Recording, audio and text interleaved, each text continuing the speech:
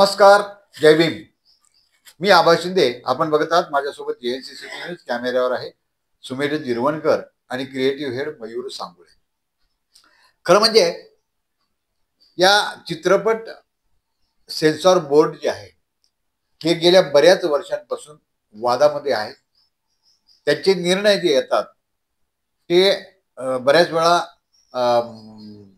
वादग्रस्त असतात आणि सेन्सॉर बोर्डानं पारित केलेले चित्रपट जेव्हा चित्रपटगृहामध्ये आम्ही बघतो तेव्हा खरंच अश्लीलतेचं वावडं या सेन्सॉर बोर्डाला आहे का नाही असा प्रश्न सामान्य प्रेक्षकांना पडतो. आता ही सगळी चर्चा होण्याचं कारण हे पद्मश्री कैलासवासी नामदेव ढसाळ यांच्या व्यक्तिमत्वावर प्रकाश टाकण्याच्या दृष्टीनं महेश बनसोडे यांनी चल हल्ला बोल हा सिनेमा तयार केला. हा सिनेमा गेल्या 5-6 महिन्यांपासून सेन्सॉर बोर्डाच्या कैचीमध्ये कात्रीमध्ये अडकून आहे. सुरुवातीला त्यांनी जे पत्र दिलं त्या पत्रामध्ये काही कट्स त्यांनी सुचवले आणि ते कट सुचवल्यानंतर महेश बनसोडे यांनी त्या चित्रपट सेन्सॉर बोर्डाला सांगितलं की बा आम्ही तुमच्याशी डिबेट करायला तयार आहोत. मात्र ती मंडळी डिबेट करायला तयार नाही आणि मग त्यांनी नामदेव ढसाळांची कविता त्यातनं वगळायला सांगितली, काही नामदेव ढसाळांचे रेफरन्सेस त्यामधनं काढायला सांगितले आणि मग त्या चित्रपटाचा आत्माच निघून जातो. ही बाब जेव्हा महेश बनसोडे यांनी चित्रपट सेन्सॉर बोर्डाच्या समोर आणली त्यावेळी त्यांनी असं बेजबाबदारपणे उत्तर दिलं. जेव्हा बघितली तेव्हा त्यांनी आम्हाला खरं तर त्याच वेळी डिबेट करायला हवं होतं, परंतु त्याने आमच्याकडून 3 दिवस मागून घेतले. रेवणकर बोलले की ह्या सिनेमामध्ये कुठलाही कट नाहीये, फक्त आमच्या ज्युरीमध्ये थोडासा मतभेद आहे की ह्या सिनेमाला यूएस सर्टिफिकेट द्यायचं की ए द्यायचं. तर माझ्यासोबत सुमेध जाधव होते पॅन्थर, रवी बिलाने होते, संजय शिंदे होते, पोपट सातपुते होते.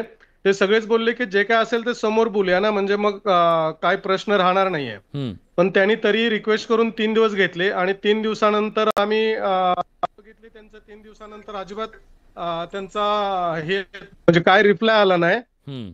4था, 5वा, 6वा, 7व्या दिवशी आम्ही फॉलोअप घ्यायला गेलो तेव्हा मग त्यांनी 15व्या दिवशी डायरेक्ट नोटीस पाठवली आणि सांगितले की यूएस साठी तुमची फिल्म रिजेक्ट आहे आणि ए साठी जर तुम्हाला अप्लाय करायचं असेल तर आम्ही दिलेले कट आहेत ते कट करून तुमची फिल्म घेऊन या. आम्ही ती नोटीस वाचली. बघितल्यानंतर लक्षात आलं की त्यांनी असे कट सुचवलेले आहेत जे महाराष्ट्रातल्या प्रत्येक संस्कृतीला चॅलेंज करणारे आहेत. जसं की ह्या सिनेमामध्ये खंडोबा दैवताचं जे जागरणाचा कार्यक्रम असतो त्या जागरणाचे जे काय कार्यक्रमाचे सीन आहेत ते कट करायला सांगितलेले आहेत.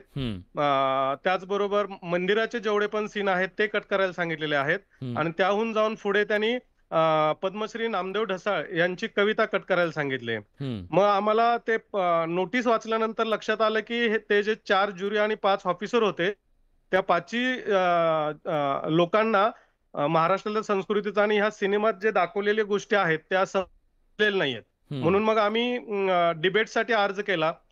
डिबेटसाठी त्यांनी टाळाटाळ केली. त्याच्यानंतर मग आम्ही थोडंसं पॅन्थरच्या खाक्यातलं एक पत्र लिहिलं. मग त्याने आम्हाला वेळ दिला तेव्हा पण ते मीटिंग मधून पळून जात होते ऑफिसर. नंतर मग सगळ्यांनी त्यांना बसवल्यानंतर मग मध्यस्थी करून आमच्याशी चर्चा केली. तेव्हा चर्चेमध्ये त्यांनी सांगितलं की ही कविता अश्लील आहे आणि ह्याच्यामध्ये शिरवाळ भाषा आहे. तर आम्ही त्यांना सांगितले की कशी काय शिरवाळ भाषा असू शकते, त्याच भाषेमुळे तर आम्ही घडलेलो आहोत, आमच्या क्रांत्या घडलेल्या आहेत. त्यांची कविता बाहेरच्या देशांमध्ये वेगवेगळ्या भाषांमध्ये ट्रान्सलेट झालेल्या आहेत. त्यांना स्वतः पद्मश्री पुरस्कार मिळाला, कवितांना पुरस्कार मिळालेला आहे. कशी काय शिरवाळ भाषा असू शकते. तेव्हा त्यांनी सांगितलं की कोण नामदेव ढसाळ, आम्ही ओळखत नाही. ही गोष्ट खूप चिड होती. तेव्हा त्यांना खूप शांत पद्धतीने सांगितलं की साहेब तुम्ही खूप चुकीचं बोलत आहात. ही गोष्ट बाहेर गेली, समाजात गेली तर आंदोलन होतील. कोण नामदेव ढसाळ, आम्ही त्यांना ओळखत नाही. आता जर नामदेव ढसाळांना हे सेन्सॉर बोर्डाचे अधिकारी ओळखत नसतील तर मग त्यांना त्या सेन्सॉर बोर्डाच्या अधिकार पदाच्या खुर्चीवर बसण्याचा अधिकार तरी आहे का? गलेलठ्ठ पगार घ्यायचा आणि त्या सरकारी खुर्च्या उभवायच्या याच्या पलीकडे कुठे अक्कल वापरायचं काम नाही. खरं म्हणजे एकंदर सगळा जो कारभार बघितला ना सेन्सॉर बोर्डाचा, तर अक्कल शून्य किंवा अक्कल गहाण ठेवलेल्या लोकांचा कंपू म्हणजे हे सेन्सॉर बोर्ड आहे. अरे नामदेव ढसाळ तुम्हाला माहित नाही? नामदेव ढसाळ जर माहीत करून घ्यायचा असेल ना तर विजय तेंडुलकरांना विचारा, ज्यांनी नामदेव ढसाळांच्या पहिला काव्यसंग्रह गोलपीठा याची प्रस्तावना लिहिली होती. 1972ची ही घटना. प्रस्तावना लिहिताना विजय तेंडुलकर म्हणतात की नामदेव ढसाळ हा कुठल्या जगातून आलेला आहे, हे जग आमच्याच भोवती आहे, आम्हाला माहित नाही, आणि ह्या माणसाने ते अनुभवलं आणि ते प्रकर्षानं आणि प्रखरपणे शब्दामध्ये त्या काव्यामध्ये मांडलेलं आहे. अशा पद्धतीची प्रतिक्रिया विजय तेंडुलकर देतात. नामदेव ढसाळ माहीत करून घ्यायचं असेल ना तर इंदिरा गांधींना जाऊन विचारा. ज्या इंदिरा गांधींनी महाराष्ट्राची सगळी काँग्रेस बाजूला ठेवून विशेष विमानानं नामदेव ढसाळांना दिल्लीला बोलवलं आणि 1 to 1 त्यांच्यासोबत चर्चा केली होती. त्या चर्चेतून इंदिरा गांधी यांनी त्यांची धोरणं बदलली होती. इंदिरा गांधींना धोरण बदलायला भाग पाडायला लावणारा नामदेव ढसाळ. या उपरही जर नामदेव ढसाळ जाणून घ्यायचं असेल तर त्या राष्ट्रपतीला विचारा ज्यांनी त्यांना पद्मश्री बहाल केली. विदेशातल्या त्या सगळ्या साहित्यिकांना जाऊन विचारा ज्यांनी या त्यांच्या सगळ्या साहित्याचा अनुवाद केलेला आहे विदेशी भाषेमध्ये. विद्यापीठातल्या त्या प्राध्यापक मंडळींना जाऊन विचारा ज्यांनी नामदेव ढसाळांच्या साहित्यावर PhD केलेली आहे. आणि सेन्सॉर बोर्डासारख्या खुर्चीवर, अधिकारपदाच्या खुर्चीवर बसता आणि एवढा साधा अभ्यास तुम्हाला नाही, नसेल तर अभ्यास करून घ्यायची प्रवृत्ती नाही किंवा ती वृत्ती नाही. मुळामध्ये हे जे काही विद्रोही साहित्य आहे किंवा आंबेडकरी चळवळ आहे, हा विचार जनतेसमोर येऊच नये अशा प्रकारची वृत्ती त्या सेन्सॉर बोर्डामध्ये बसलेली आहे असा आमचा समज झालेला आहे. आणि मी तर म्हणतो जर नामदेव ढसाळ कोण आहे तुम्ही ओळखत नसाल ना तर मग तुम्हाला हाही प्रश्न पडला पाहिजे की तुमचा बाप कोण आहे. कारण म्हणजे या विषयावर वेगवेगळ्या युट्यूबर्सनी आणि चॅनल्सनी भरपूर चर्चा केलेली आहे, परंतु हा काही वेगळा अँगल घेऊन आम्ही आमच्या दर्शकांसमोर आलेलो आहोत. आमचं झालं हे मत. आपल्याला याविषयी काय वाटतं, सेन्सॉर बोर्डाविषयी काय वाटतं? कारण असं आहे की एकीकडे सेन्सॉर बोर्ड नको तिथे कात्री लावायला सांगते आणि तिकडे OTT प्लॅटफॉर्मवर वाटेल तसे अश्लील चाळे करणारे सगळे सिरियल्स आणि तिथे फिल्मचे तर सर्रासपणे प्रक्षेपित होत आहेत. पण त्याकडे नाही तुम्ही बघणार.